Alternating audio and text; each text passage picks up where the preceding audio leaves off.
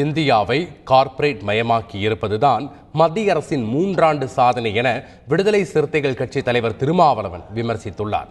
மக்களால் தேர்ந்தெடுக்கப்பட்ட தமிழக அரசை பினாமி அரசாக பாஜக மாற்றியிருப்பதாகவும் அவர் சாடினார். கார்ப்பரேட் மயமாக்குவோம் மாட்டு வணிகத்தை என்பதுதான் அவர்களின் உண்மையான நோக்கம். இதை அம்பலப்படுத்துவதற்கு 2ஆம் தேதி விடுதலை சிறுத்தைகள் தமிழ்நாடு முழுவதும் கண்டன ஆர்ப்பாட்டங்களை நடத்துகிறோம். தமிழக அரசை முழுவதுமாக மத்திய அரசு தன்னுடைய கட்டுப்பாட்டுக்குள்ளே கொண்டு வந்துவிட்டது.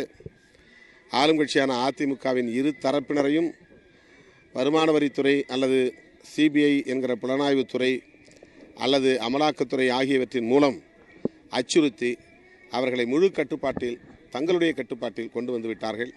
அதனுடைய விளைவுதான் இன்றைக்கு இங்கிருந்து அமைச்சர்களும் முதல்வரும் டெல்லிக்கு போய் காத்து கிடக்கிற ஒரு நிலை ஏற்பட்டிருக்கிறது. இது உள்ளபடியே வேதனைக்குரியது. மக்களால் தேர்ந்தெடுக்கப்பட்ட அரசை ஒரு பினாமி அரசாக மாற்றி வைத்திருப்பது ஜனநாயக விரோதமானது.